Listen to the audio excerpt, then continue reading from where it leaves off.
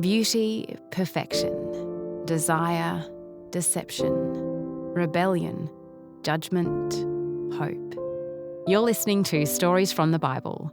Bible stories told in order, using the words of the Bible with introductions to give a recap and provide context. At the end of each story, you might want to pause and take a moment to reflect on what you noticed in the story. Things you liked or didn't like. Something the story showed you about God or about people. Don't worry if not everything makes sense. Keep listening to each episode and sit with the journey. I'm stoked to have you on the ride. Okay, so last time, we heard that Israel had reached the edge of the land of Canaan, the land that God had promised to give to the descendants of Abraham.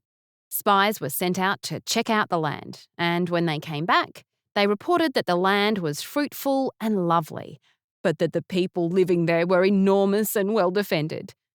Most of the spies emphasised how strong the Canaanites were and how difficult it would be to defeat them. The Israelites listened to them. A couple of the spies, Caleb and Joshua, encouraged the people to hold on to God's promise of giving them the land and to have confidence that they would surely conquer it. But the people were too upset and refused to listen.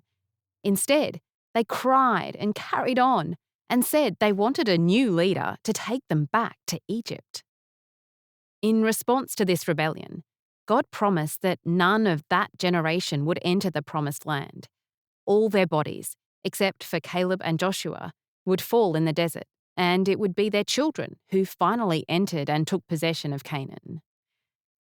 Well, 40 years passed, and all that generation died, and Joshua became the leader of the Israelites.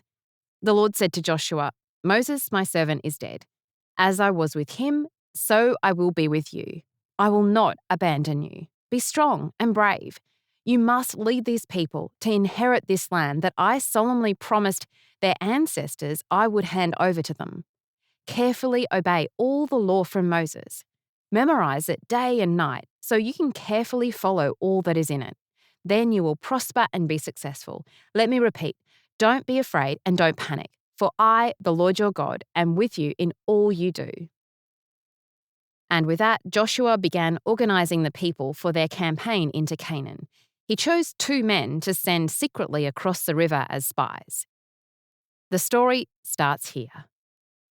Joshua said to the men, "Find out what you can about the land, especially Jericho." The men stopped at the house of a prostitute named Rahab and spent the night there. The king of Jericho received this report. "Note well, Israelite men have come here tonight to spy on the land." So the king of Jericho sent this order to Rahab: "Turn over the men who came to you, the ones who came to your house, for they have come to spy on the whole land." But the woman hid the 2 men and replied, "Yes, these men were clients of mine, but I didn't know where they came from. When it was time to shut the city gate for the night, the men left. I don't know where they were heading. Chase after them quickly, for you have time to catch them." Now, she had taken them up onto the roof and had hidden them in the stalks of flax she had spread out on the roof. Meanwhile, the king's men tried to find them on the road to the Jordan River near the fords. The city gate was shut as soon as they set out in pursuit of them. Now, before the spies went to sleep, Rahab went up to the roof. She said to the men, "I know the Lord is handing this land over to you. We are absolutely terrified of you, and all who live in the land are cringing before you. For we heard how the Lord dried up the water of the Red Sea before you when you left Egypt, and how you annihilated the 2 Amorite kings, Sihon and Og, on the other side of the Jordan. When we heard the news, we lost our courage, and no one could even breathe for fear of you. For the Lord your God is God in heaven above and on earth below. So now promise me this with an oath sworn in the Lord's name, because I have shown kindness to you. Show kindness to my family. Give me a solemn pledge that you will spare the lives of my father, mother, brothers, sisters, and all who belong to them, and will rescue us from death." The men said to her, "If you die, may we die too.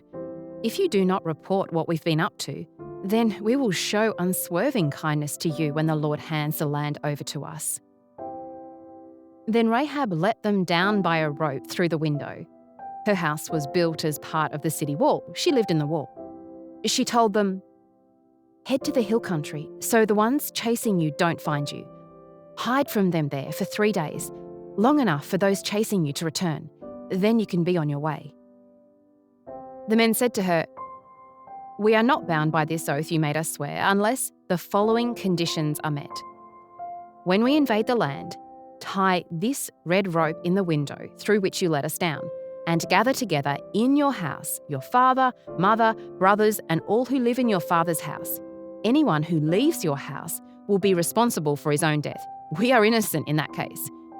But if anyone with you in the house is harmed, we will be responsible.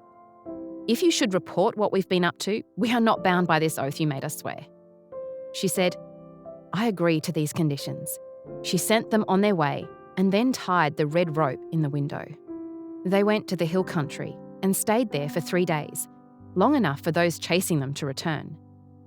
Their pursuers looked all along the way, but did not find them.